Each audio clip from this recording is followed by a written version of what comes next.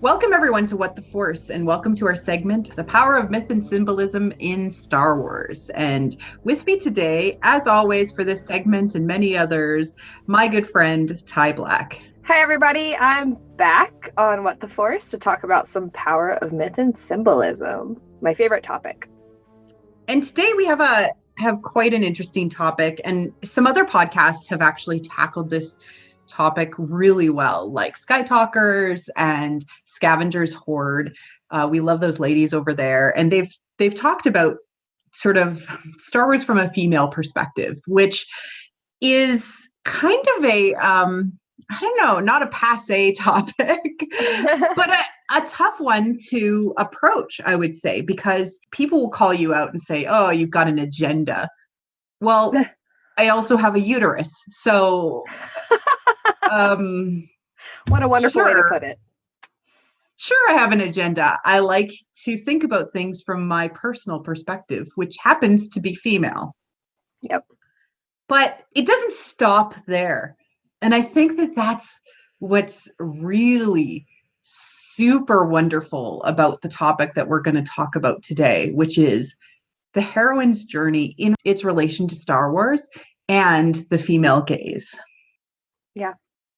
The female gaze is fascinating in that it was this idea, and I don't have the exact context of when it kind of started, but people started to notice, hey, you get more female-centric and emotionally relevant storytelling for women if women are involved in the storytelling nature, right, or in the storytelling background. So if you have a female director, a female writer, if you're telling the story from, a female producer, you're going to get stories that will represent, connect, and tell more genuine stories to ladies and still make great stories. Yeah. Yeah. So absolutely. The female gaze structure was developed as a way to say, hey, we should have more women behind the camera, more women in front of the camera. The heroine, the star of the show should be female if you're trying to reach ladies. I don't know that necessarily needs to happen all in. We should certainly have more female composers out there. There's lacking. Yeah, because it starts with that, right? Yeah, it starts with having these people behind the camera and in the storytelling room, so that we can actually get the stories out. Right. Why is that important, Ty? Yeah. So this is the whole point of why do we need the female gaze? Why do we need the heroine's journey? Why do we need to tell Star Wars stories from a feminine perspective? And the point of it is that Star Wars is all about balance. And what is the most yin and yang thing in our current world, but masculine and feminine? We're still trying to figure out what this means in our modern day context. As far as we've been able to modernize what it means to be man and woman, as far as we've come in terms of how we've found a way to be equal with one another, we're still trying to figure out what it means to be whole in our individual selves. We're still in a society that's very much sees the world from a masculine perspective. Even if we keep putting women as superheroes or whatever, we keep putting them in our stories. They are a masculine storytelling structure. Yes. As a woman fulfilling that. And so there's a lot of them out there. And it's usually the female that is extremely kick-ass right away and solves all the world's problems magically. In a way, right? And the point of this whole thing is that in truth, we have aspects of ourselves internally that are both feminine and masculine. Yeah. And men and women have aspects of themselves that are both feminine and masculine. That's the whole point of the heroine's journey, which we're going to talk about, and where the hero's journey goes only so far, and we need to take the heroine's journey to take us to the next level and to take us and actually understand and find balance within our own journeys. Absolutely. I'm excited. Yeah. Yeah. So tell us our thesis statement for this particular episode.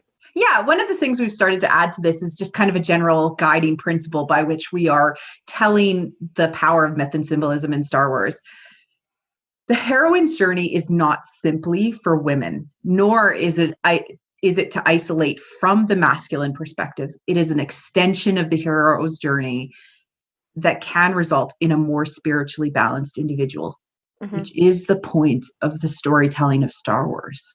Yeah, absolutely. Telling us and showing us the path of how to become more balanced people. Yeah. And some people are like, oh God, what does this have to do with Star Wars? Or what does the heroine's journey have to do with Star Wars? You know, like a lot of people know Campbell. They know Joseph Campbell. If they delved into the storytelling of Star Wars, they know that George Lucas was very much influenced by Joseph Campbell. And the hero's journey, as it is like somewhat of a rubric for a lot of storytelling these days. It's something that subconsciously people adhere to without knowing they're doing so. And it's a way to retroactively look at stories that we tell ourselves. So I'll go ahead and give a breakdown of what the hero's journey is for people that don't know. And just a review for people that do. Your hero starts in the ordinary world. They start as things are. Society is what it is, you know? What makes them a hero is that they reject something of society. They say, okay, I don't like this, or something bad happened to me because of society. So they leave. It's their call to adventure. They leave the world, they leave the ordinary world as they know it, in search of something better. They have a moment at which they refuse that call. That moment can come before or after they actually take the call. But generally it comes after. They realize that they're in way over their head. They realize that, okay, this is not what I wanted. This isn't what I wanted to do. But then someone convinces them or teaches them something new and solidifies their reason for leaving the ordinary world. And obviously in Luke's journey, this is when he meets Obi-Wan Kenobi. This is the meeting with the mentor. So that really solidifies why they left. It's no longer an emotional reaction to the society. It has now become something that's embedded within them. They have to figure this out for themselves. So then they cross into the threshold into the mystical world that they've never seen before. And this is the moment that really changes their whole lives. And so this is the hero's journey is broken into 3 acts. This is the moment where the first act becomes the second act. The second act is they go through a lot of obstacles, tests, trials. They gather allies. They like Han Solo, Leia. They meet enemies for the first time. They meet the stormtroopers. They see Vader. They go into the belly of the whale, or they go into the inmost cave. They go into the darkest place, and they realize really what they've gotten themselves into. And this is a moment where the hero sort of has a moment where they realize that in order to deal with the enemy, they have to deal with their personal connection to their parents, their personal connection to, especially with their father. With their father, yeah. There's a lot of that understanding who you come from your father's line. Yes, because it's a hero. It's usually done from this male perspective. And in the first place, they're leaving their mother, but they have to come to terms with their relationship with their father. What kind of hero do they want to be? What kind of man was their father? How do they want to be different? How do they want to be the same? This is the point at which they decide that. So that leads to a conflict, a fight, some kind of conflict that they have to overcome. That becomes the next step, which is the ordeal. The resolution of that, they get a reward. The end of the first Star Wars movie, Luke gets his reward. He learns how to use the Force. He learns how to defeat the Death Star. He defeats Vader, sort of. Enough to leave room for a second film. But he does get a reward at the end of it. Leia gives him a reward. A literal medal, which Chewbacca did not get. we're still burned about that one. I mean, everybody is. Everybody is. Metal. So true.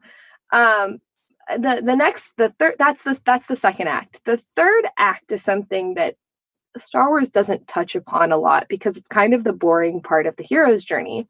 But as an example, the Buddha gets the third act is the most important for a lot of mystical religious figures. Mm-hmm.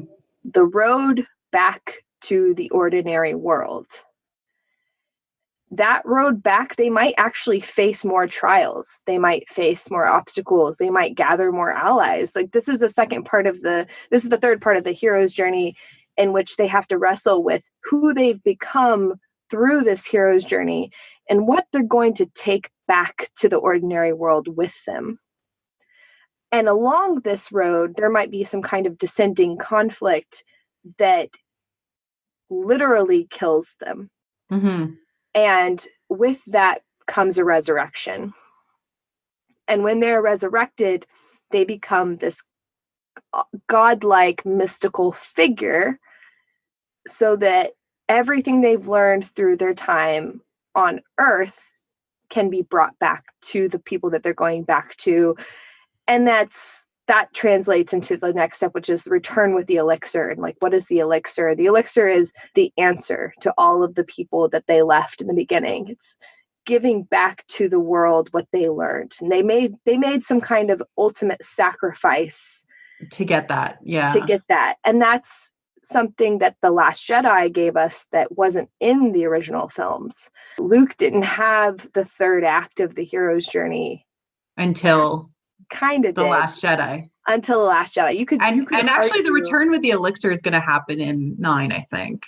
Oh, absolutely. I think that'll be like you could separate the first, second, and third act into the first trilogy, the prequel trilogy, and then the sequel trilogy very easily. Mm-hmm. That's going to be revealed at 9. But Luke's journey reaches its climax with the Return of the Jedi. And then the road back, his third act is in The Last Jedi, which is a beautiful thing. But yeah, so this whole hero's journey is reflective of all of the mythology that's come before our time. Because Joseph Campbell and his journey to figure out what does all of humanity have in common. If you look at all of the myth, all of the symbolism, all of the religion, what do they have in common?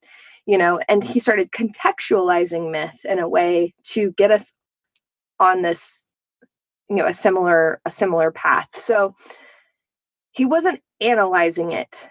He was analyzing it to a certain extent, but he wasn't questioning it. He was saying, this is what it is. This is what it meant. And what it meant was that balance inside yourself was important. Moving beyond the dualities of life was important. And because he was simply contextualizing it and not necessarily analyzing it, he lost a lot of that female perspective because females were not the ones who were telling the stories. It was the men. Even though a lot of the time, like a lot of cultures, like women were the storytellers, they were recalling myths where the man was the hero, was the main actor in that story. Yeah, the main participant of the myth. And so told and identified and representative of males who would hear that story and would put their own, because when you hear a story, you live it through the character's eyes, right? Yeah. And to only have stories that are told through male eyes makes you think more male. Yeah. Again, right? It's taking on the masculine perspective, not necessarily a man's perspective, but a masculine perspective. Because women can relate to that. But. Yeah, women can relate to masculine stories. I'm not saying that. And male heroes, like I relate very much to Luke. Yeah. But so here's the thing psychologically that's going on. Mm-hmm. When you read a story, especially first-person perspective stories, you take on and you live that story through that character's eyes, even just for a little moment. Mm-hmm. Right? they're things that they are telling you that are important. You see from their perspective, and if it jives with you, that could become important to you. Yeah. Right? So Maureen Murdoch, who is actually a psychologist, a counseling psychologist, so she would speak with especially women. She would take on women clients. She was looking for a framework by which to put all of these journeys that women were on, because life is, you are the hero or the heroine of your own life. Yeah. In the stories that you tell your psychologist, right? You're Right. telling a story about your experiences and you're trying to make sense of it. Yeah. Like that's what she found. And she was trying to put a framework in place by which she could understand what these women were experiencing and why they were feeling disconnected to the storytelling that we were used to hearing. Because think about it, like Campbell is telling us there is one story. Mm-hmm. There is the hero's journey.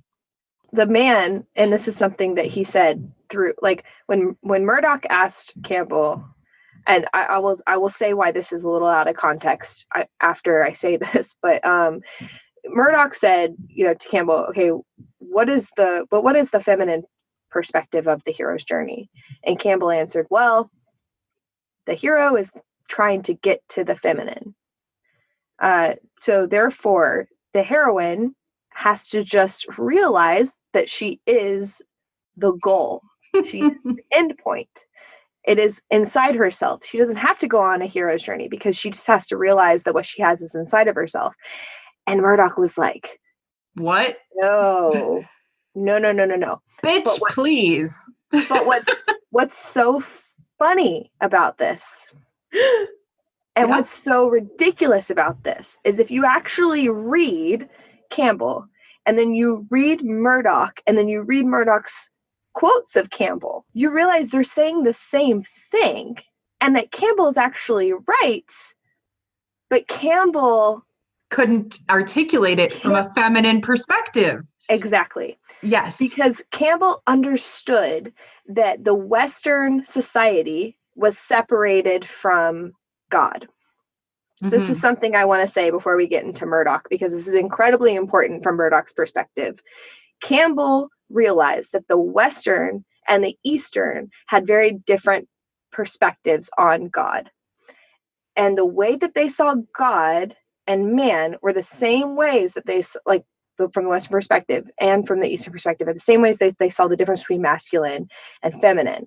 Yin and yang is very different from how we see man and woman from the Western perspective, right? Yin and yang and the Eastern perspective work together. They face each other. And it's in a continuous cycle of moving and around, and they're interconnected, and there is some feminine in the masculine and some masculine in the feminine. Yes, exactly. The dots. Yeah, the dots. But in the Western perspective, at some point, and specifically with Hebrew culture, they split. So God was separate from man. The spiritual was separate from the physical. The spiritual, the heavens, was different from the nature, the earth. And the spirit was separate from the flesh. Women represent the flesh. Men represent the spiritual. This is something that when they split, the masculine and the feminine took two separate sides as well. Yeah. They took separate roles. The woman was difficult to understand, was more complex. Therefore, she was put in a realm just as God was put in a realm that was difficult to understand and was separate from man. So in the Eastern religions and the Eastern way of thought, you have to have both in order to understand yourself. In the Western thought, it can be separate, and the feminine was more lovely, and it kept in the mysterious and held in a Petrarchan ideal. Yeah, on a tower, and yes, not understandable. Exactly. Not understandable. And this is Campbell saying this. Yes. Campbell understood. This is interesting. If you go and you watch The Power of Myth with Joseph Campbell and Bill Moyers. Bill Moyers, yeah. Yes. Bill Moyers asks a lovely question of Campbell at some point in the documentary. And he says, women kind of got the difficult hand because in the Christian religion, they're seen as Eve. And, Eve was the one who picked the fruit. Eve was the downfall. Eve was the manipulator, basically. The first one to not read the Apple terms and conditions. Yeah. What a wonderful way to put it. But yeah, and therefore she took down man with her. Yeah, it's all her fault. It's all her fault. And before that, Lilith, right? And she was the first temptation of Adam, and went against God, and because we need an even more way to classify women. Let's create Lilith now. You're either Eve that comes from man, or you're Lilith, the temptation of man. And even then, Eve is still seen as a temptation of man. And it's just this, you can't get out from under that. And that's why a lot of women reject religion. You can't get out of that until Mary. And Mary takes on a different structure within the church. And there's a whole history of a whole thing about that. Yeah. Mary from an icon perspective being either lifted up or brought down. Well, because in the religion or in Western Christianity. Well, because the evolution of it was that, again, man rejected the feminine by saying, and I know this from growing up in the South in a Baptist religion, was that Mary was, you can't worship, they're worshiping Mary. We can't worship Mary. There's only one God, so they rejected Catholicism and their views on Mary. So that's a whole other thing. But one more thing I want to say about Campbell is that, Campbell did understand all of this. Campbell would have agreed with Murdoch's perspective. It's just something that was not his study. He said something beautiful. He said, women brought us into the polarities of life with all of its sufferings. And therefore, because women gave birth to man, and because man viewed men as evil, women are the source of that evil. And that's why women instinctively are put down by society. It's a natural rejection of, life. It's a natural rejection of, I don't want things to be so complicated. I don't want things to be so complicated. I don't want this duality of life is difficult. Finding balance is the most difficult thing that any human will undertake. Yes, absolutely. And people don't want balance. They want to have excess, and they want to have extremes, and they want to have all the money in the world. But that doesn't make you happy, and that doesn't make you whole. No. Right? That's the point, is that, all things in moderation, in a way, and finding the balance within ourselves to exist with the feminine, the masculine, the thoughts that are bad and the thoughts that are good, all of that, right? And to find us as a whole person. Yeah. The quest for wholeness is what Murdoch calls her heroine's journey. I have a very good quote. Yes. I'm going to say this quote, but I'm going to have some context for it after. But women do not have a quest at this time in our culture. It is the quest to fully embrace their feminine nature, learning how to value themselves as women and to heal the deep wound of the feminine. It is a very important journey towards being fully integrated, balanced, and a whole human being. Yep. And I would say that with the rejection of the feminine in our culture, this applies to men too. Absolutely. Because men need to understand and fully embrace the feminine within themselves. And it might just be like that yin and yang symbol where there's the dot, right? Or it might be something more. And to be okay with understanding that you have emotions, that you might be on your own internal journey towards who you are meant to be and how you're meant to be a balanced and fully realized human, is Campbell's Following Your Bliss. Yes. That section of Campbell, that following your bliss, is the heroine's journey. Yeah, absolutely. Campbell was only drawing off of myth. He was only drawing off of what myth told us up until this point. But I would say there was like this black market of myth that was happening in humanity all along. All along, like Psyche and Cupid, which we've already talked about on this segment. Yeah. Is the heroine's journey. Yeah. It was there all along, and Campbell drew upon it. To be fair to Campbell, there was a work that came out years after his death called Goddesses, and it was a collection of his works that were never published. It was like a collection of like lectures that he gave, or, you know, partially written theses and stuff like that. But it was about women, and we can fully understand that he got it. He understood that women were underrepresented in myth, and he understood what that did to the female psyche. But because of his perspective, he was only ever to go so far. And I think he respected that he was only ever to go so far. So having Murdoch, you know, who greatly appreciated Campbell, she didn't despise him. She didn't reject him. She used everything that he did, and she built upon that with her studies. And I think that's a lovely thing. She never said, Campbell, you're wrong. No, she said, Campbell, you just couldn't see it from this angle. Exactly. Right. Because she had seen so much of it with her work with women through therapy. She was like, wait a minute, but there's more to discover. And again, that wasn't what he was studying. He wasn't going into all of that, but she was like, oh, but I can do this. I can participate, and I can contribute to this. Like, that's a beautiful thing.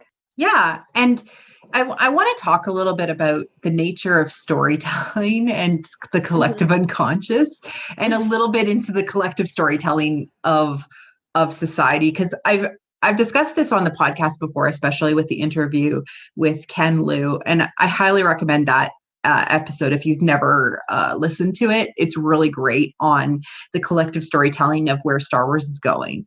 Yeah. But so we fundamentally, as humans, have brain structure that is we inherit as we are born. With that comes the fundamental things in our brains that enable us to have instincts. Like as a baby, you have, when you're born, the instinct to suck when something is put into your mouth.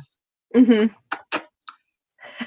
helps us survive as a species, right? We are given things into our brain structure that allow us to take on these tasks, and then to give us enough time to learn. Because if you cannot suck as a baby, you will not get nutrition and you will not grow. Yeah. So there are base things in our brain that allow us to take on language, communication, big eyes, so that our parents will love us because we look cute. You know, little things. It makes it easier, right? It's these base things about being human. With that, how our brains output what is going on the inside, unless you're very good at meta thought and understanding your own brain structure, and understanding how the thoughts are coming and when they're coming, and being able to track them kind of in real time. It's like being able to monitor your own thoughts. Yeah. How we output what we are experiencing in the brain, like almost like a direct plug to say, is the stories that we tell about ourselves in a mythic, almost dreamlike response. So many of the stories that Maureen Murdoch in her book, The Heroine's Journey, refers to through counseling her clients are almost mythic in nature, because it is the people that she is interviewing, these women, are describing their experiences as dreams. Yeah. And this ties into how we tell our stories is the collective unconscious, and the collective unconscious is how our brains have established we tell stories. Yeah. Well, and to be fair, like Campbell began the hero's journey, I think, with a dream sequence.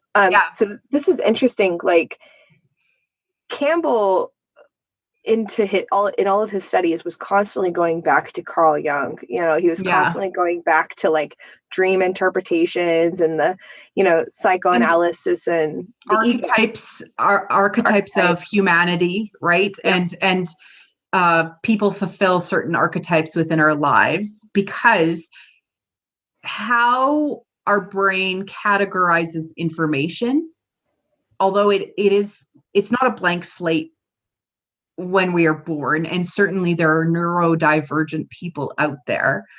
It is very much the groundwork is laid. And so when we tell stories to ourselves about ourselves, like Star Wars, we get some of that underlay, some of that structure and why it's important and what it means. Yeah. Because of our brains and how we have existed through the eons. And our brains have not changed that much since we were a storytelling species around a campfire. Yeah. That's the point, is that these structures and these stories mean more to us because they speak to the primal nature of our brains. Mm-hmm. Yeah. And to transition to talking about the heroine's journey, you know, and the way that Murdoch talks about it, like you said, it's this she does talk about it in a very primal way. It is primal. It is primal. She doesn't shy away from the fact that this is a difficult subject. Yeah. And she analyzes the crap out of this. But I have to say that as I was reading all of this, as you know, like I posted recently on Facebook that like reading is overrated because I've been really struggling getting through this book. The first time I read it, I didn't read it. I skimmed it. I got the basic ideas. You know, I didn't want to get too emotionally attached because I was trying to get the concepts and then move on. This time I tried to actually read it. And as I was doing all of this, I like got the Kindle version, I got the physical version. Like I kind of like wrestled with getting the audiobook. I was like, what's going to make me finish this book? Mm-hmm. And Corey, my husband, he's like, and one day he goes, Ty's reading of the Heroine's Journey is a harrowing journey. That's wonderful. It just became like this joke. Well, and like I struggled with a little bit of the stuff from her perspective because, you know, some of it made sense to me and I can put it into context in my own life. And some of it doesn't. Yeah. Like I've never had a fight with my mother. Like she says, every person must have. And I'm like, that's a very generalistic statement. Thank you very much, Maureen. Like, Dr. Murdoch. Like, I don't get some of it. But yet some of it probably feels real and very like you're nodding the whole way along if you had experienced those things. And I think that there was a point in time where I relied on my father more than my mother. Yeah. And certainly went towards him from the rejection of the feminine. But it was never like I was too far out of her, you know, gaze, purview, experience. So, and did you leave we've talked about this a little bit, but did you have a moment at which you left? Because the start of the heroine's journey is leaving the feminine in favor of the masculine. I would say my teenage years. Yeah. Okay. No, I definitely had that. And recently, I like even within the last year, I called up my mom one day and I said, thank you for giving me all of the skills that I've ever needed to succeed. Mm-hmm. Because she taught me everything. Oh, yeah. And sweet. I needed to recognize that and tell it to her, because you gotta take the opportunities to tell people that you appreciate them and love them when you have them, because one day it will be too late. Yeah. And so I made that call, and she's like, thank you. This is weird. but I look back on it, and I lost my dad quite a few years ago, and I will never regret having that time with him and learning everything that I needed to know with him. But I have gone on a heroine's journey in that although I didn't reject the feminine, my dad was more important to me in my teenage years than my mom. Yes. And I think that the rejection of the feminine as a beginning point for a lot of women is difficult to figure out, because it's an ongoing thing. Mm-hmm. Unless you're very, very self-analytical about this sort of stuff, like unless you have read the Heroine's Journey, I think it's very difficult to like pinpoint the moment. In Murdoch's world, it was as simple as choosing a career. Yeah. Right. It was as simple as, because this is, written, and her work was back in the 80s and 90s, especially the 80s. And it was as simple as choosing to not be a housewife. Yeah. It was a very different time. Yeah. There's a lot of things in the Heroine's Journey that in the book, The Heroine's Journey, not the rubric, which is can be totally separate, that is not relevant very much anymore. I would say it's still really important, because our mothers, are probably more tied to the Heroine's Journey than we are. I would say that. I think I don't know how much older your mother is, but my mom would probably glean more off of this book than I would, just because simply she was like, oh God, she graduated high school in like 1980. So I think that, I think that she would be of that time more than I would. But I'm getting a lot out of it, definitely, because I have this like superior connection to my father that's very tumultuous. I have this very strange connection to my father where one month we get each other, the next month we don't see each other for 6 months at a time. So we only see each other maybe twice a year. So that's very difficult. That's a very difficult challenge for me. And then also to recognize that I want to become a mother, and trying to talk to my mom about becoming a mom, and, trying to talk through her connection with her children, because she was a young mother, and her connection to her husband. And, she doesn't want to tell me certain things, and I have to prod a lot more than I wish to. So I feel like a lot of the stories I can relate to, but I'm still very young, so they might make more sense in retrospect. But I mean, all of this whole thing, all this comes down to is that like the Heroine's Journey is like, you're leaving the feminine in favor of the masculine, only to find out that you cannot abandon either, right? Yeah, you need both to be whole. Exactly. Yeah. So something that I have been really, ever since I saw The Last Jedi and delving into all of this, I have seen, like we talked about a little bit, the female gaze, was that The Last Jedi was very much female gaze for women, and that the Western society sees the world from a masculine perspective. So even though we have like female heroes, and we have female superheroes, like women who are like the main characters of a lot of our stories, they're still most of the time coded as masculine. They have masculine traits.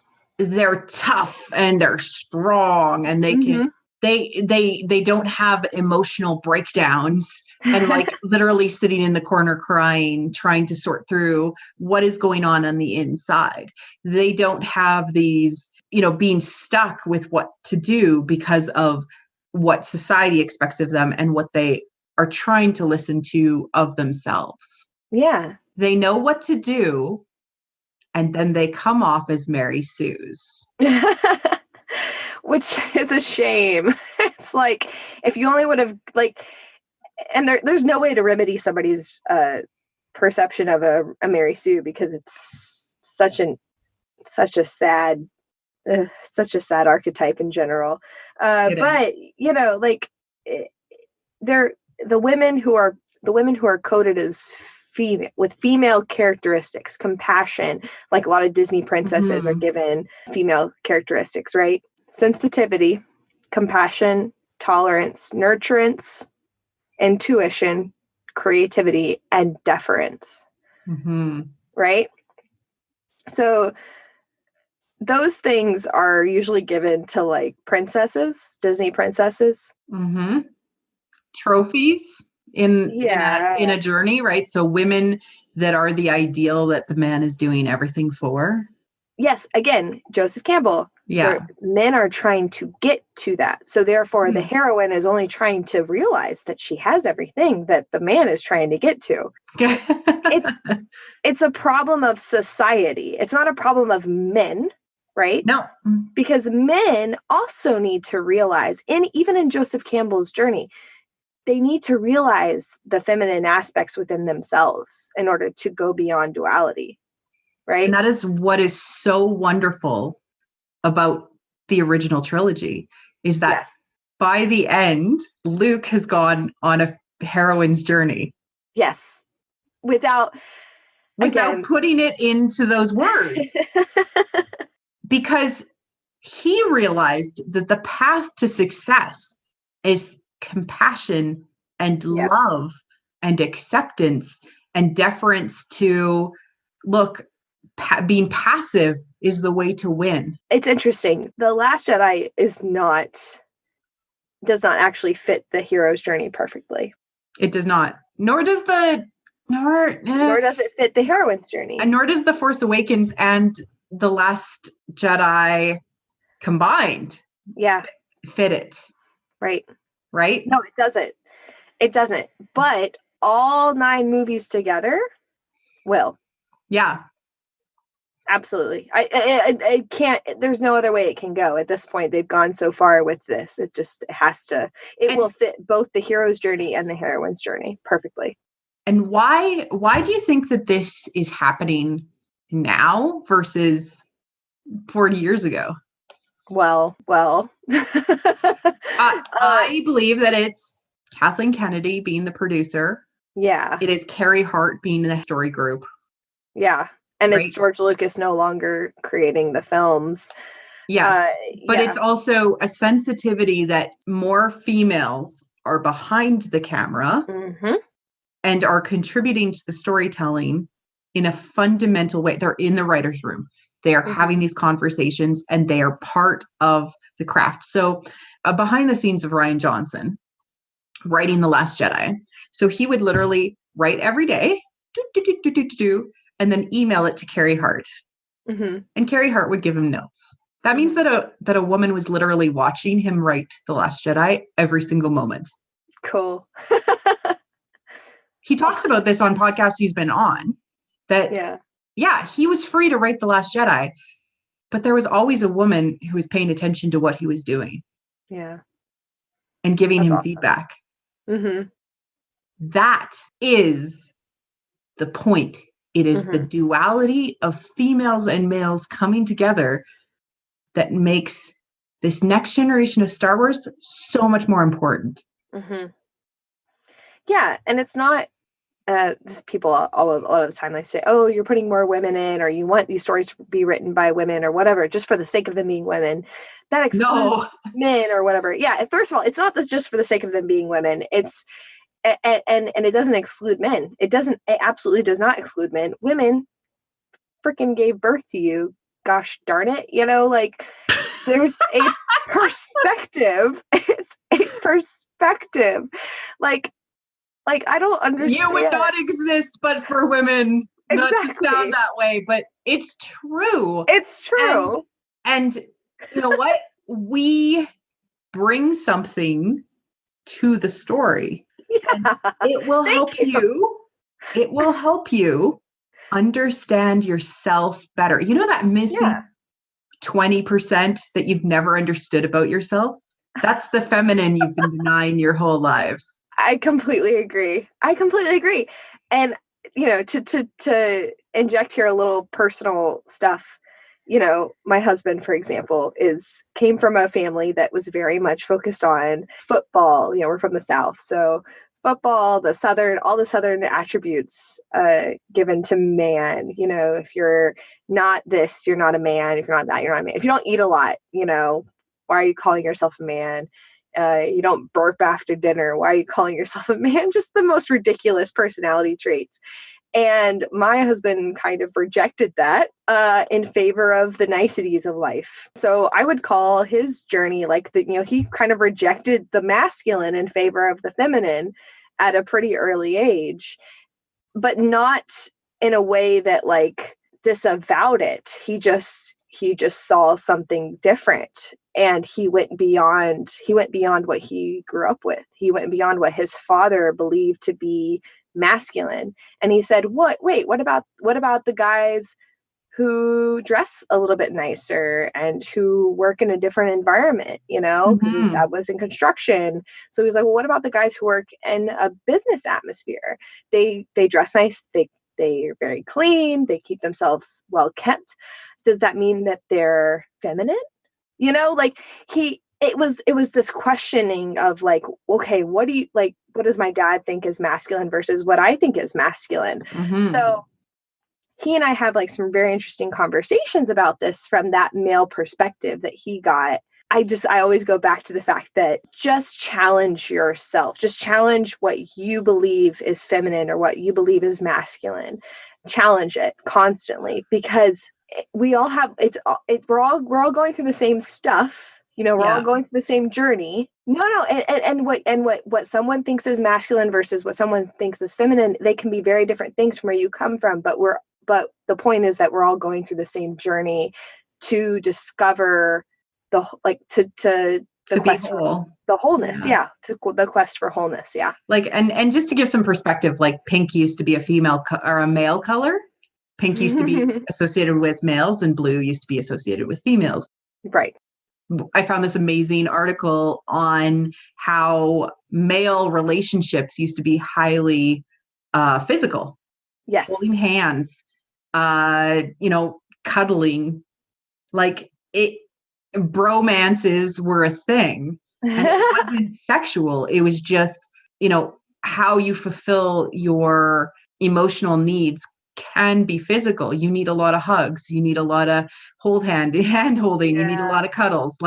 And that doesn't change for guys. It's sometimes very different. It's I need positive affirmation occasionally, as an example, but those are the 5 ways of appreciation. And one of those is physical. And if you're a guy and you need appreciation from other guys, it ends up being this weird handshake, fist bump, bro hug.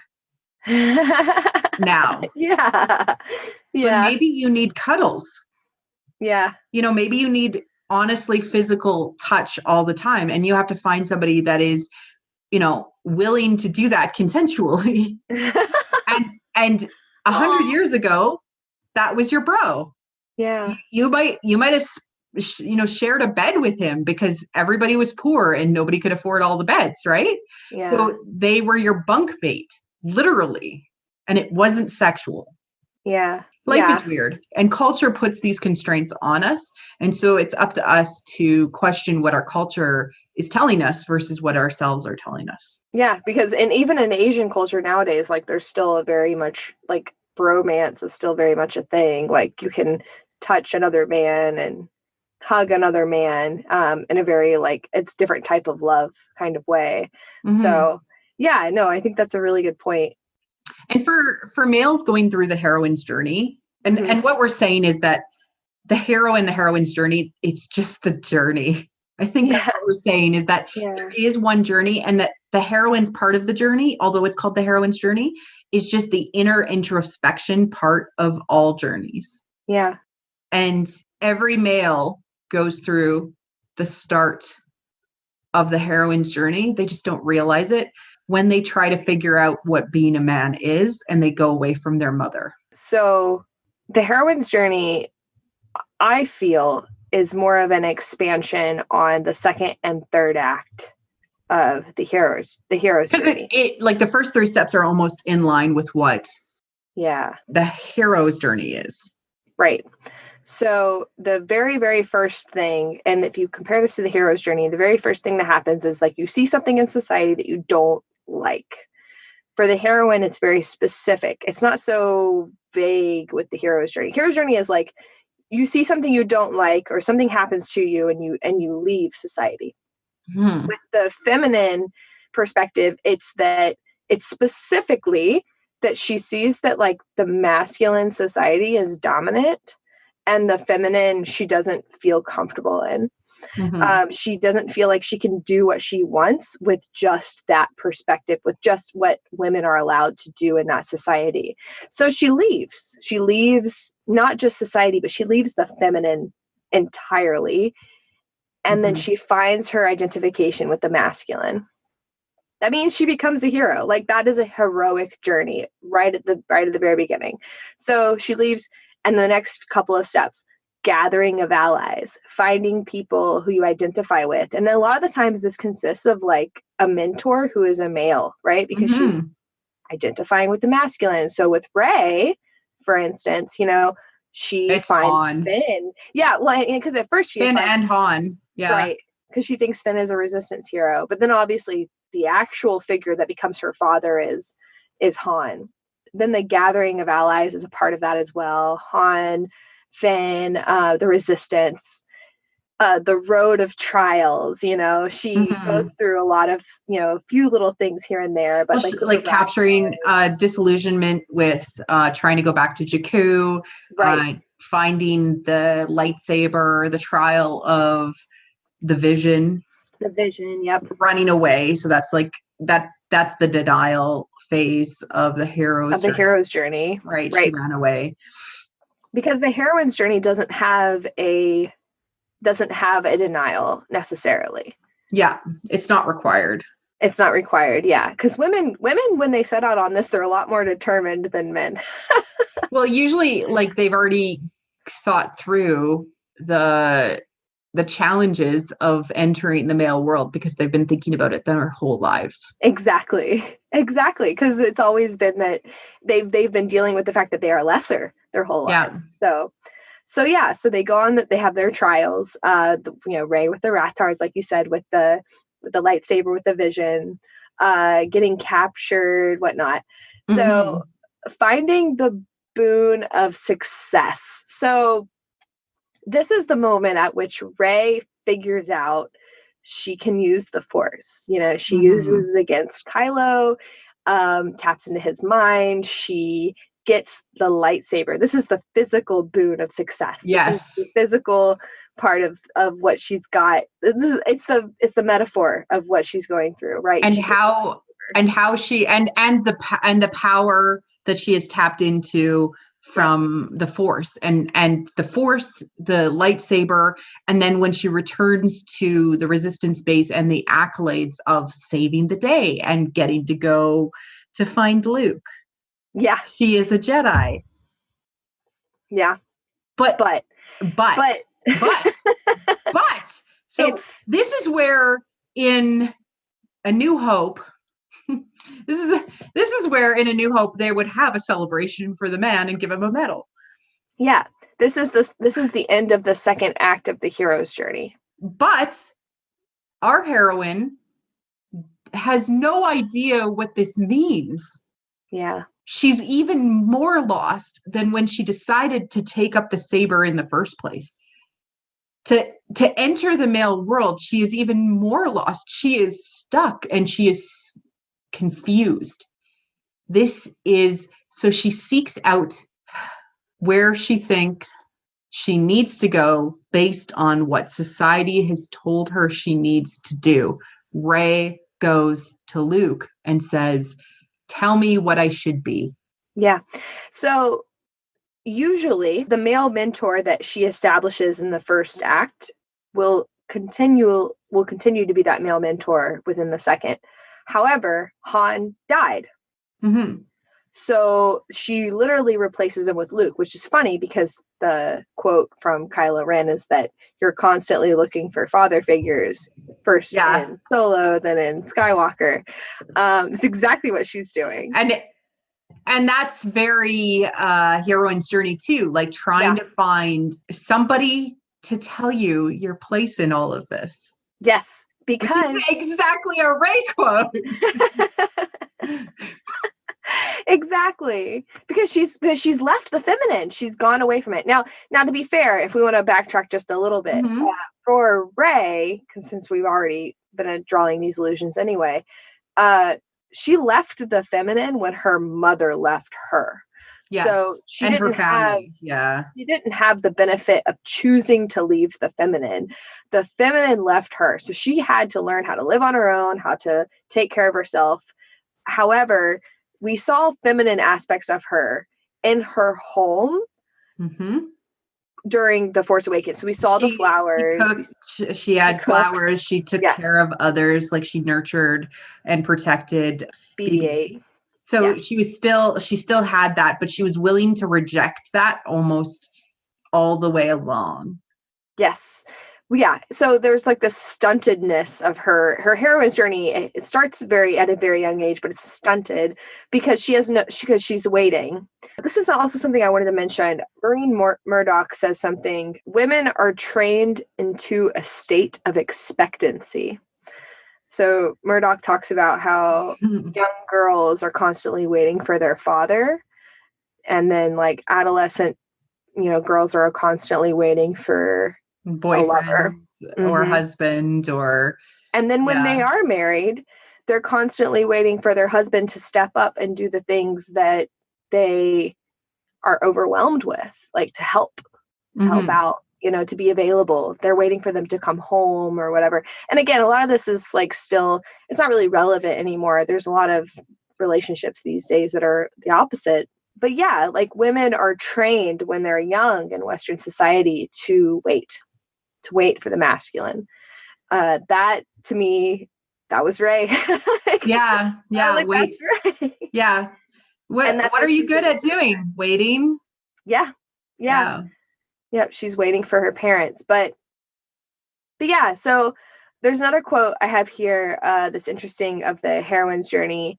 We talked about it being an inner struggle, and we'll get into the next part of the heroine's journey in a minute. But along the road of trials, like along what she, experiences, the heroine's journey in general, there's a great quote from Murdoch that says, "The most challenging dragon of all is the societal reptile that smiles and says, 'Guess, dear, you can do anything you want to do,' while continuing to sabotage her progress with few opportunities, low salaries, inadequate childcare, and slow promotions. What this dragon really means is, 'Guess, dear, you can do anything you want to do, as long as you do what we want you to do.'" Yeah.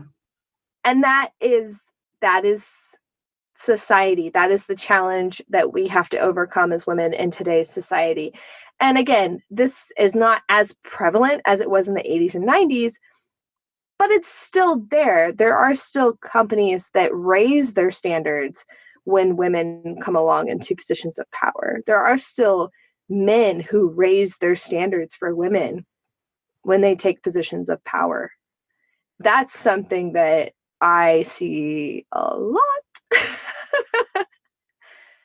But yeah, women sometimes even are the gatekeepers of the patriarchy. And I'm not saying men, I'm saying the patriarchy because it is this very male-focused societal undercurrent. That's what the patriarchy is. It's not saying men are bad. It's saying that actually the patriarchy is upheld by men and women. Yes, absolutely.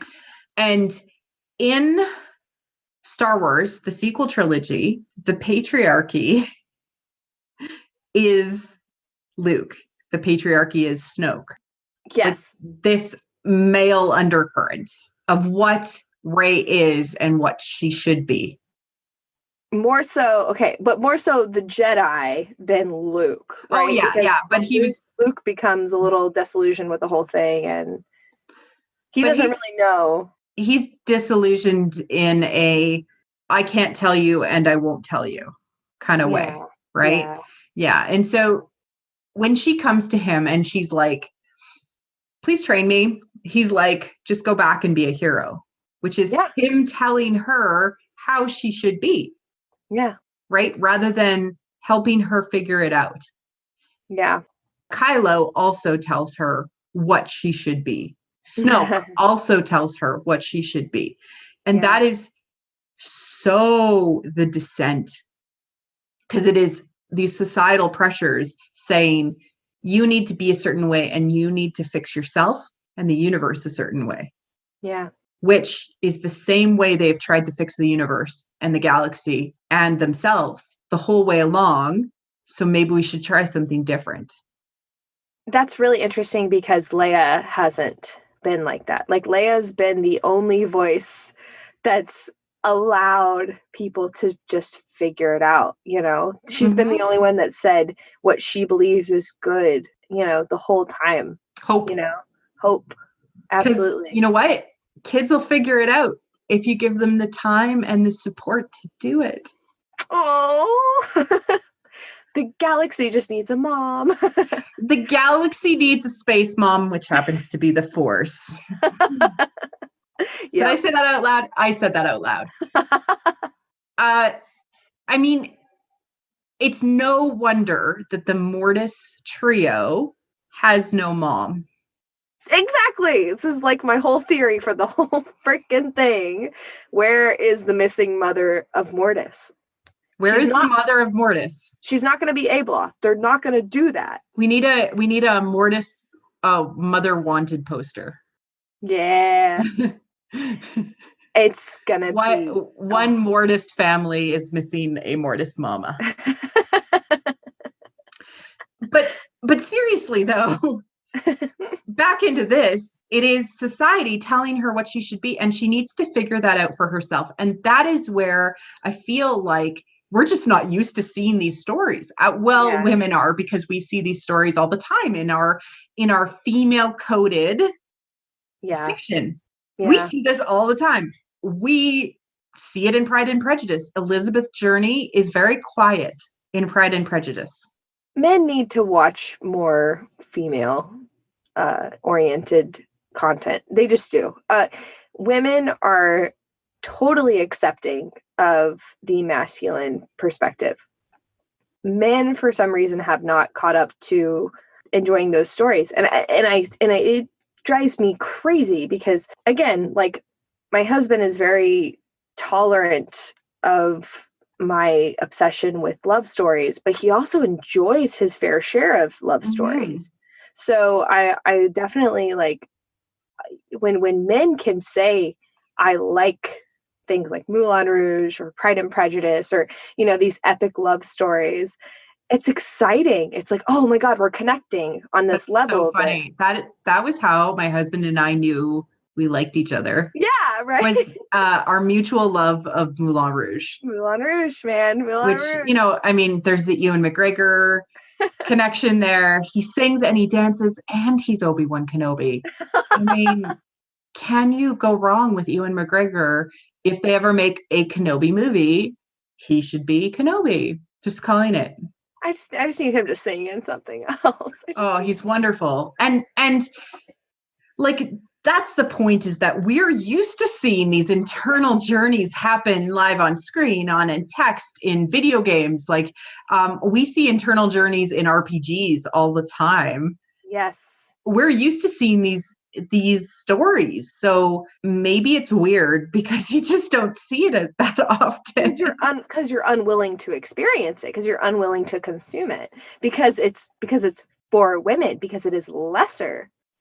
That's the problem. That's what guys are missing. Yeah, and I don't know. I don't know. I'm not a guy. I don't know why some people would not like it as much. Okay, let me say it like this.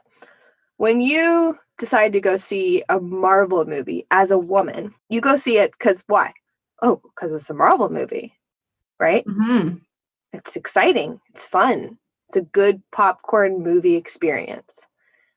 But when you go see a romantic comedy with the same actors, right? The same actors. What do guys say? Oh, that's a girl movie. I'm not going to go see that. Yeah. That's the issue that I have. And yes, to be fair, the romantic comedy probably won't be as good as a Marvel movie because in the Western society, we've already succumbed to that fact. It's very sad. There are some romantic comedies, though, that have been as good as Marvel movies, I would say. Mm-hmm. If we held them to the same standards, they would be as good. But they're still coded as for women. Yeah.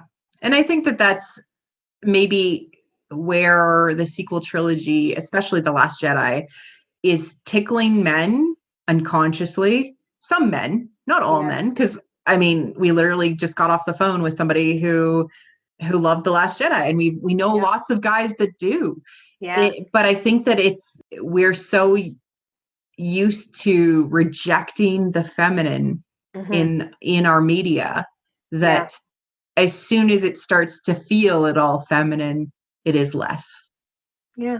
Yeah, like Luke's journey in The Last Jedi is a very feminine journey. It's that last phase of the hero's journey that's not often talked about. Which is, again, it's interesting because it's the hero's journey, for goodness sakes. He's gonna be resurrected into being a Force ghost, which we already know he's coming back. And he's gonna return with the Elixir, which is the knowledge of his whole journey and what it all meant. But and all of those, give it to Kylo or to Rey. Becoming a mystical being and becoming a being that's higher than is connecting with the traits that are feminine. Compassion, deference, like that's not of man, that's not of earth. So it's giving oneself self over to something greater. Sacrifice. Yes.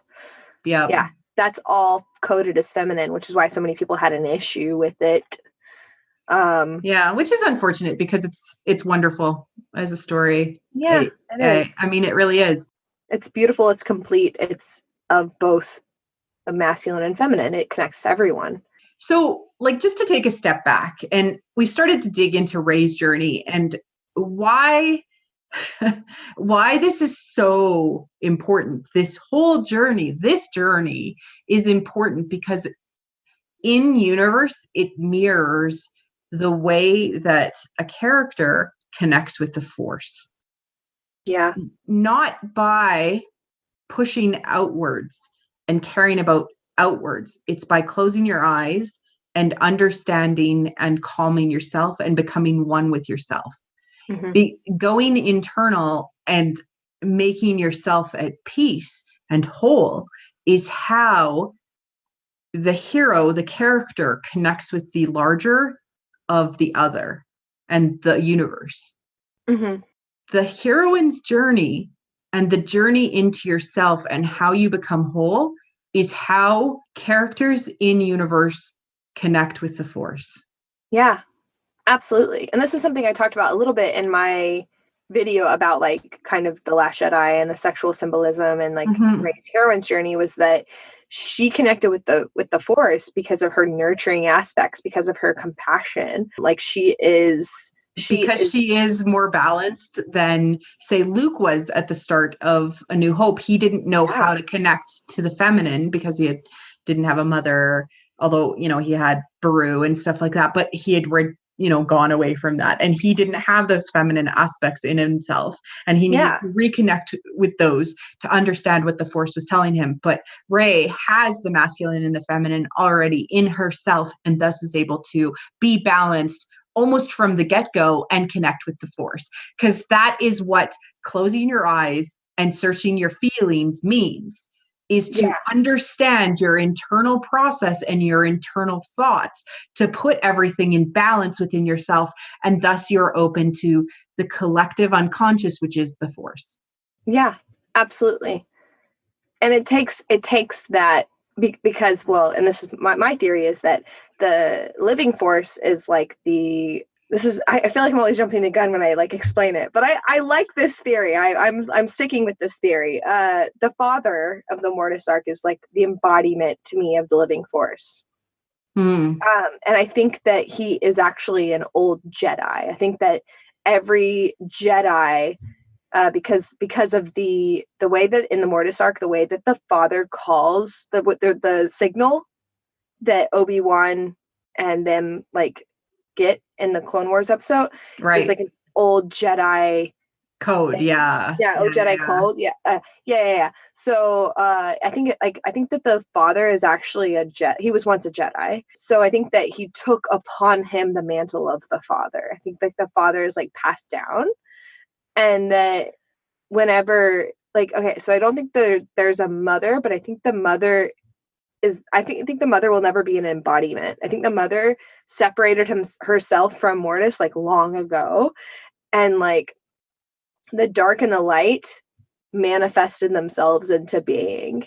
And that's why the mother called the Jedi. This is a weird theory. I've never actually talked about it before. I think that the mother is like the cosmic force. So yeah, that's like my way of saying all this is like the mother is the cosmic force, and she is the one who is deciphering the will of the universe, and she is the one who created Anakin, and she's the one who created Rey. And the connection to Mortis is direct. So I think like with the induction of like the Mortis arc, I think that there's a lot more there than we think there is, and the fact that Mortis, I think that the mother is in Mortis. I think that the mother is Mortis. That would make sense. However, why is Mortis so imbalanced? Because of the children. But then why the children exist? Because the children exist because of the separation from the father. If both the father and the mother are there, then the children should be fine. Yeah, but the father is still physically there. Not. And the mother is not. Is not. So the father needs to give up. I.e., the force needs to go away. So you think that the father just needs to leave? Yes. It's opposite of what I think, which is interesting. Actually, they both work, right? I think the mother should have a manifestation. Well, okay, so either way, like, so the mother and the father remanifest together somewhere, but they need to be together. They need to be together. That's so fascinating that we were thinking like the opposite, but the same. Yeah. That's fascinating. We're missing a mother. Yeah. Where are you, mom? Where are you, mom? Mom. God, that's mommy, so mommy, interesting. mom. I mean, that's so interesting. I mean, I go back and forth between thinking that there will be no more movies after 9, and there will be no more Force. Oh, right. So the Force leaves. Nobody has the Force. Right, because Wayward Jedi thinks that there won't be any more stories after 9. That everything will take place in the timeline before 9. And I don't necessarily agree with that. I don't like. I go back and forth, and I'm like, it means, it could be that the mother comes, and then people have the choice. And if we rely on the iDroid story, it actually means that the imbalance in ourselves will be corrected, which means that we bring the parity gate and we close it and it's all good. Right. But we allow people to make decisions for themselves. Yeah. Right? I completely agree. Yeah. Going forward, it's allowing the Force users to make decisions for themselves, and thus they both have the light and the dark in them. It's more like the tide, etc. Yeah.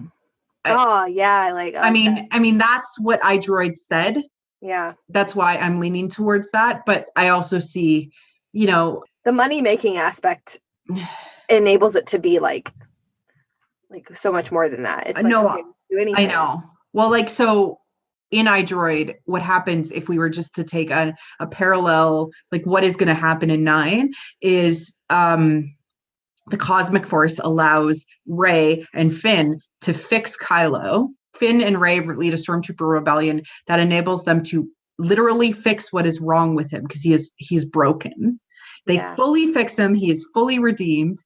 And then he tells everybody, with the help of the cosmic force, he tells the cosmic force how to fix what is wrong with the universe. And the cosmic force fixes what is, he doesn't heal everybody, but he allows people to make choices for themselves on what is right and wrong, and their polarity is not off. Yeah. Yeah, I agree with that. That's awesome. Yeah, so that's what iDroid says. Like, literally, if you just take like the what happens as plot points, that's Right. there's going to be a Stormtrooper rebellion. Yeah. Finn is going to be involved because Finn is R2D2. Rey is Luke's hand. Yeah. And Luke Rey is Luke is the cosmic force, or the will of the force. Yeah, the will of the force. Yeah. Yeah. Okay, so we talked a little bit about like how Rey is like relatable to women a lot of the time because she's been waiting for people. Mm-hmm. And something that Murdoch says about this like state of waiting, this is a good quote, so I want to put this in here, is that in most fairy tales, the heroine is taken out of her state of waiting, her state of unconsciousness, and dramatically and instantly transformed for the better. The catalyst of this magical change is usually a man. Snow White, Cinderella, Rapunzel, Sleeping Beauty, Eliza Doolittle, Persephone all share variations on the same prince. Mm-hmm. When the transformation of the heroine really occurs, however, it is usually the result not of rescue from without, but of strenuous growth and development within and over a long period of time. Mm-hmm. So she's kind of like highlighting that this is a theme of princesses. You know, this is a theme of journeys for girls. Mm-hmm. But they're not actually being taken out of the stage of waiting just because they're rescued by men. They're actually just transformed into another state of waiting because they're still waiting. Yeah, they're still waiting for their man to come home every day. Yeah. They're not given their own thing. So I love how I said that as if it was just like their own thing, right? They're not given their own sense of purpose. Exactly. Their own thing. They are. I love the movie The Holiday, and I watch it like Me too. every year. Me too. We keep finding these weird like things that we have in common. I love The Holiday so much. It's my favorite Christmas movie. It's great. Like, it is. I mean, it's great. There are some acting issues I have with it with one person in the movie, but I can like those. But okay, back to my main point. At one point, this male mentor on this lady's female journey, as she is waiting for this guy, says to her, you sound like the best friend. Yeah. Right? You don't sound like the hero, the heroine, the hero of your own life. And she's like, you're supposed to be the goddamn hero of your own life. Yeah. And that's the point, is that in your own life, you are the hero, you are the heroine, you are the protagonist, you are the main character. You're not the best friend.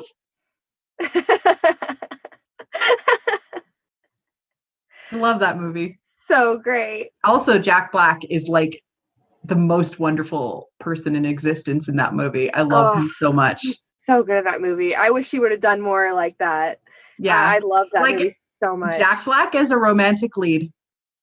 He's that settle in.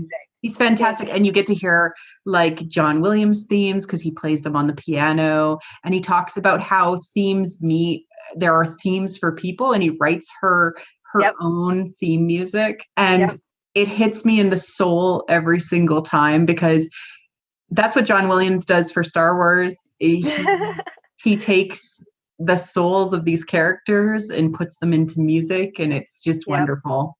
And I have some thoughts about how, instead of the heroine's journey aligns, the main theme of Star Wars aligns very much to the hero's journey.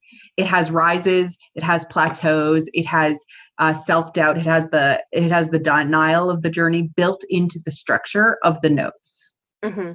And David W. Collins did a great show on this, on how stuff works, his soundtrack show. Mm-hmm. One of his first episodes is on the main theme and how it aligns to the hero's journey.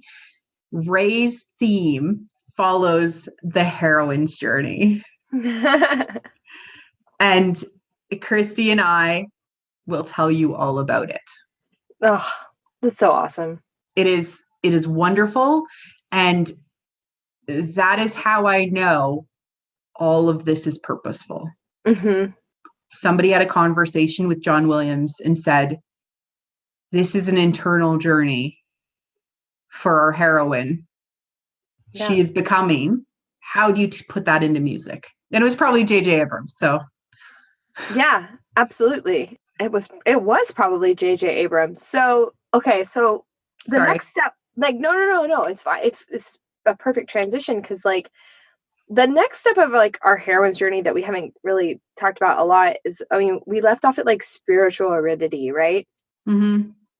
So this is like where the heroine realizes that she's come so far in the masculine, but she is yet to actually get what she wants, what she set out to receive. And this is something that a lot of women face during this part of the cycle, is they face men being afraid of them, being afraid of their power. And what does Luke do in The Last Jedi? He is instantly afraid of Rey. Instantly. Yeah. I have seen this much raw power only once before, and I wasn't afraid of it then. I am now. Yeah. Yeah. Luke. Yeah. It's literally what every woman has experienced when she receives something, and then the man goes, I'm literally scared of you. So this is something that this happens a lot with female executives. Yes. Right. Yes. Any women in power, how intimidating I would say Oprah probably is, you know. Yes. I think she's a human. So, you know, whatever. I've experienced this with my own father. Like my own father told me that he is afraid of me. Now we've gotten around this. This is something I would never say to him. He doesn't listen to this. But you know, like, but he should. We'll see. But you know, like he has said explicitly that he's scared of what, sometimes he'll say this, and he'll say this when I'm arguing with him. So he'll say, I'm scared of what you've become. I'm scared of what, because he's in Florida, you know, we're miles and miles and miles and miles away. Like we can't see each other often. So when I do talk to them, it's very infrequent. And he'll say something like, I'm scared of what you're saying. I'm scared of what you're talking about. I'm scared of what you become. I don't know what you're learning about. I don't understand it. I don't relate to it. And it's just like, it's so different because I have a brother too, right? Mm-hmm. I know my brother and I have a good relationship. I know what my dad says to my brother, and it's not the same thing. So I feel like there's this connection, like, you know, fathers to their daughters versus fathers and their sons. And that's exactly what this is reflecting. Mm-hmm. You know, men want to have some kind of authority over their daughters, over the women in their life. And this is not a bad thing. This is just an instinct, right? They want to be able to contribute and then therefore control a little bit of what they are thinking. So Luke's instinct as a father figure to Rey is to be fearful of her as opposed to try to understand where she's coming from. Mm-hmm. That's, every girl has experienced that. Fathers relate to it. Women relate to it. It's such a significant part of her journey. Mm-hmm. And I think people don't talk enough about, honestly. Yeah, I would say that husbands relate to it too. Oh, yeah. From an earning potential perspective, like if the woman makes more than the man, there's a feeling of inadequacy and then a fear of loss of that woman. And we can see that very clearly in Ariana Grande's relationship. Oh, The guy from SNL? Yeah, the guy from SNL. I would actually believe that we saw a very raw moment on that SNL episode when he talked about his relationship with her and how he was afraid to lose her. And he made this very off-color joke, which he said, I got to get her pregnant. Oof. Right? Ouch. And that is the reflection of, I don't understand her power. I am scared of it, so I must control it. Yeah, absolutely. Bad joke, Peter Davidson. How did I miss that? I completely missed that. I watch it on YouTube, so I missed the segments, but good God. Yeah. So, I mean, this happens quite commonly when a woman is in power over a man, and it takes a real man to react to that in the most appropriate way. Absolutely. That's really fascinating because it also reminds me, again, it's whole Ray's heroine's journey is just so freaking prevalent. But her rejection of, obviously in The Last Jedi, when she sees the Thala siren, and she's the rejection of that. Like that's a poignant part where she's like, oh God, like I can't, I don't want to become that. Like I don't. And it was the denial of the feminine, right? Yeah. Which is the trying to hang on to the power that she's gained within the masculine world. Yep. Not quite realizing her own femininity and how that also the feminine and the masculine within herself brings her balance. And not realizing how the feminine brings her power as well. Like not realizing the power that's within the feminine, because that's something that she learns too, right? When she goes to the dark, she realizes that she controls that part of herself. Like she understands that part of herself. Therefore, that part of herself can be powerful.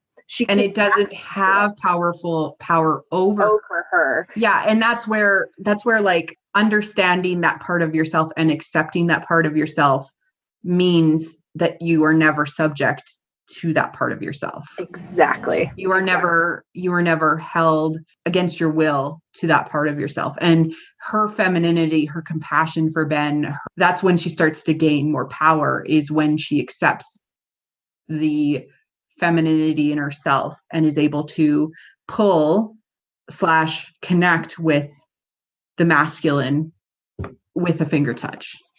With a finger touch. And I think that what we're going to actually see it's going to literally play out on stage on in the movie in 9, where the healing of the feminine and the masculine is played out by the two halves of our same protagonist. Yeah. We're going to see that moment happen in 9 when the healing of the masculine happens, when Kylo is healed and he is connected with Rey and they are working together. And we saw a little bit of that as she was exploring the goddess and connecting with the goddess. And we see that in the Jason Fry novelization when she can hear the stars singing and like that, right? Like it's all in there. It's all there. Yeah. And your video, like your video will do a better job than I can ever do. Like it's brilliant. Thank you. I will definitely link to it in the liner notes for this episode. Oh, thank you. Yeah. I'm doing another one. I'm actually going to expand upon that one and do one that's about how femininity is necessary in the sequel trilogy. How femininity is necessary in Star Wars as a whole and how it links everything together. Well, and it probably ties back to the prequel trilogy and how femininity is lost. Exactly. No, totally. I totally agree. And I think that's something that I would love to do another episode on as well. The femininity journey through all of it. And I think that what we're going to find by the end of this whole thing is that the 9 episode arc is an interwoven lacing of the hero and the heroine's journey. The next part of the heroine's journey, I think that this happened in Last Jedi a little bit. So the initiation is like the descent to the goddess. This goes back. This is like, we're going to reconnect with our feminine. Something that Rey does in The Last Jedi. She goes to the place that Luke told her not to go to. The dark side. And she falls into a womb cave. A womb cave. In a way, right? Yes. I mean,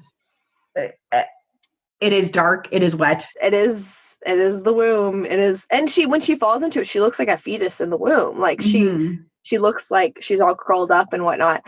Yeah, no, she journeys back to how she was as a fetus. And that's a very rebirth. Yeah. Very psychological. And then she finds her parents again, going to the mirror, but she also sees like the future. She sees, obviously we think it's Ben, but she sees her parents, and then she sees a shadow of Ben. What she wants belonging. So this is her descent, and this is into the feminine. This is into what she actually wants, what she actually needs to become whole. And the next thing is that through this initiation, through this vision that she gets, the next step in the heroine's journey is the urgency to reconnect with the feminine.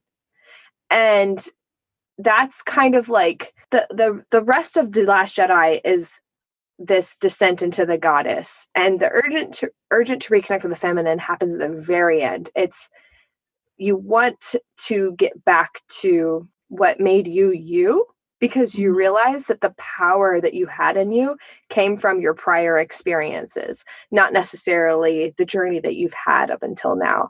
Rey realizes that the power that she has in herself now is the power that she's had all along. So to reconnect with her feminine is incredibly important to her all of a sudden, because it separates her from Luke, separates her from Han, it separates her from Finn, separates her from Poe, separates her from Kylo Ren. Like all of these male men that she has met through this entire journey. Brings her closer to Leia. It brings her closer to Leia. It makes her realize that like the thing that she's been running away from, but yet waiting for, is actually what she needs to figure out. So the next movie, I think, is going to the last 4 steps. It's that continually like reconnecting with the feminine. The next one is healing the mother-daughter split. So that's a reconciliation of her parents left her. Why? So I think there's going to be something there. There's going to be an answer, right? There's going to be an answer. It might be that they were afraid of her power. I suspect that's what I think. And then we will get the healing of the wounded masculine, which will actually be literally healing Kylo Ren at bringing him to redemption, whether he wants it or not, whether he thinks he knows it. And that'll be healing herself as well, right? Because she's the one who hurt him, and she hurt herself in the process. Yeah. It'll be, and then the integration of the feminine and the masculine will be healing the universe. Yeah, absolutely. And the galaxy. It goes into her journey, it goes into his journey, it goes into their journeys together, and it goes into the journey of the universe. Yeah. So there's this quote. 2 halves of the same protagonist. At the end of Murdoch's Heroine's Journey, she says, as of the modern day, she puts this in modern day context, today's heroine must utilize the sword of discernment to cut away the ego bonds that hold her to the past, right? This is Rey reconciling with her parents and what happened to her. And to find out what services her soul's purpose, she must release the resentment towards the mother, put aside the blame and idolization of the father, and find courage to face her own darkness. Her shadow is hers to name and embrace. And this is something hers to name and embrace. That is wonderful. Beautiful? Yeah, because that's the the idea that the Force and ourselves are neither dark or light. Yeah. Right? You own both of those things. And if you understand those parts of you, they cannot master you. And you are the master. Yeah, because we've talked about this on the show before. We all have the light and the dark inside of ourselves. To understand what the dark is inside of you, you're better tuned to who you are. You're better likely to understand what your potential is for darkness or for light. If you understand what your leanings to the dark are.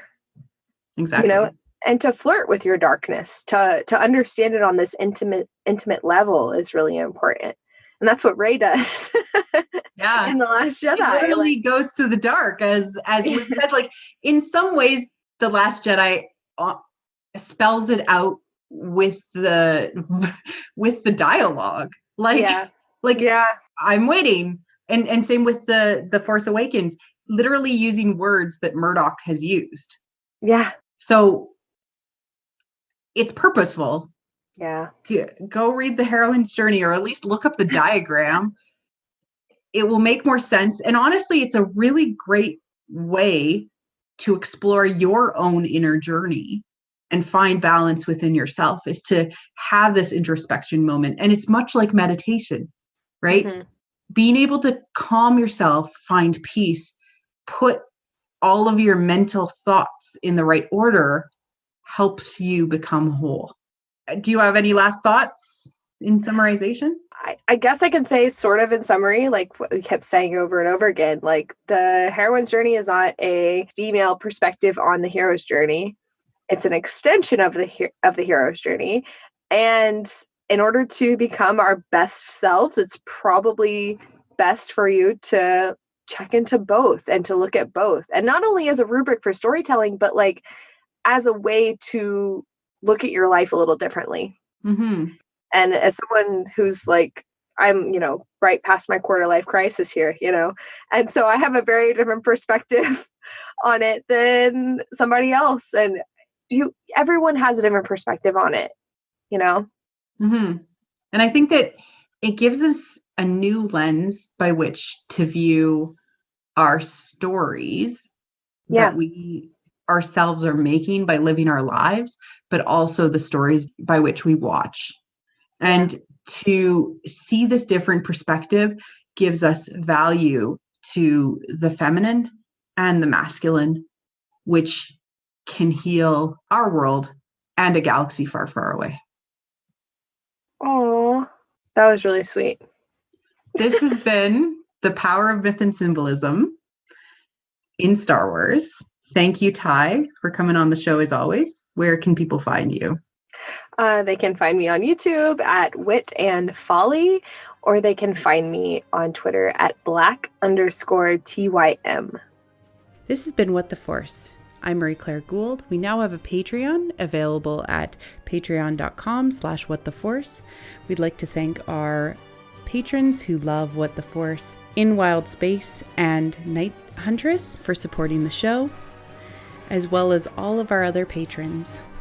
Check it out if you're interested in supporting the show. We will be releasing special content as well as updates through the Patreon. We are available on iTunes, Google Play, and pretty much everywhere podcasts are found, and including YouTube. Our website is whattheforce.ca. We are available on Facebook at What the Force Podcast, and you can reach out to us on Twitter at WT Force Show to start a conversation. Cheers.